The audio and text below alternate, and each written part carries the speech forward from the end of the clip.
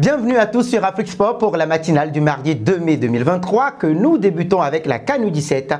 Un seul but de Mamadou Doumbia s'est avéré décisif ce lundi soir lorsque l'équipe des moins de 17 ans du Mali a battu 1-0 celle du Burkina Faso à la CAN U17.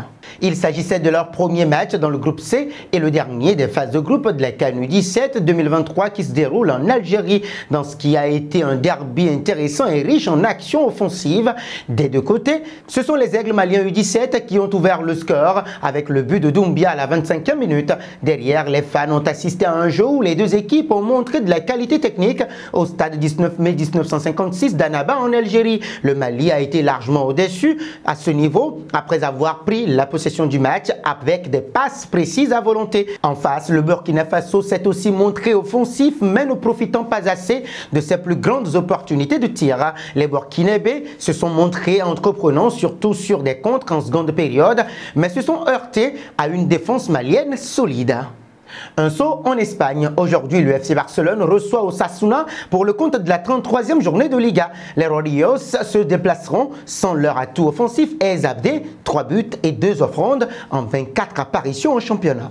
La faute à la clause de la peur introduite par le Barça dans le prêt du joueur. L'attaquant marocain Abdé 5 Cap ne fait pas partie du groupe retenu par l'entraîneur Arrasate Elustondo pour faire face au Barça sur la pelouse du Camp Nou. D'après le Diario de Navarra, les Rouges et Bleus pouvaient libérer le Marocain de cette clause en payant la somme de 300 000 €. Seulement, Osasuna n'est pas passé à l'action, estimant qu'il n'y avait pas suffisamment d'enjeux. En revanche, l'administration Goriatsoak n'aurait pas hésité à désactiver la clause pour un match à enjeu, notamment en cas d'affrontement avec le Barça en finale de la Coupe du Roi ou en cas de confrontation à enjeu pour une qualification en Coupe d'Europe.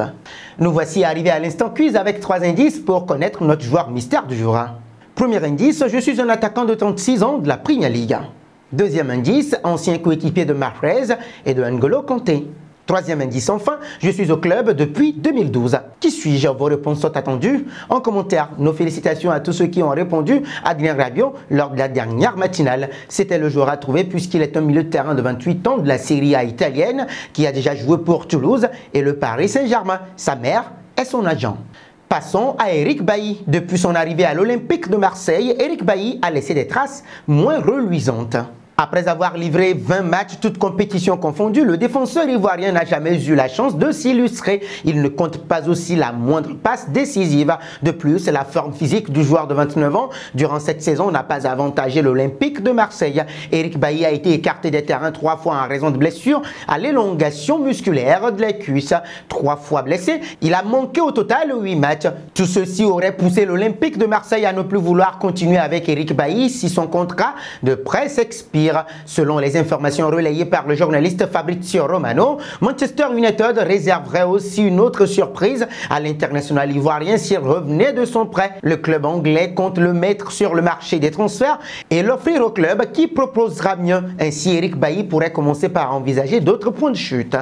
Intéressons-nous au Barça, prometteur dès ses premières minutes contre le Betis Séville, 4-0 samedi. Le jeune espagnol Lamine Yamal a déjà la confiance de ses supérieurs. Le FC Barcelone souhaite prolonger le contrat de son ailier qui expire en 2024 et d'après l'entraîneur Xavi, les discussions ne devraient pas durer très longtemps. J'ai la sensation que sa prolongation est sous contrôle. Il veut continuer ici, sa volonté est de gagner au Barça. Tout va bien, a rassuré le coach Blaugrana. C'est une personne tranquille, intelligente et qui a les pieds sur terre. Je ne pense pas que nous aurons des problèmes pour le gérer. Rappelons que Yamal est devenu le plus jeune joueur de l'histoire du Barça utilisé en Liga.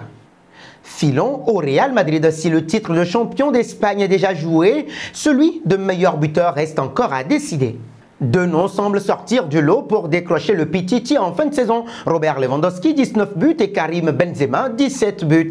Et il faut dire que pendant longtemps, ce trophée était promis aux Polonais. Mais c'était sans compter sur le Ballon d'Or 2022 qui réalise une deuxième partie de saison époustouflante. Et d'après les informations de défense centrale, ses coéquipiers vont tout faire pour qu'il termine devant l'attaquant du FC Barcelone. Les Merengues ont conclu un accord lors de la dernière séance d'entraînement pour offrir offrir le plus de chances de but à leur capitaine. Au cours de sa carrière, le buteur français Karim Benzema a terminé une fois meilleur buteur de Liga. C'était l'an dernier avec 27 réalisations. Que pensez-vous de cela? Vos réponses sont attendues en commentaire. Terminons au PSG. Quelques heures après la défaite face à Lorient dimanche 3 au Parc des Princes, le service de communication du PSG a envoyé le programme d'entraînement du groupe professionnel aux journalistes.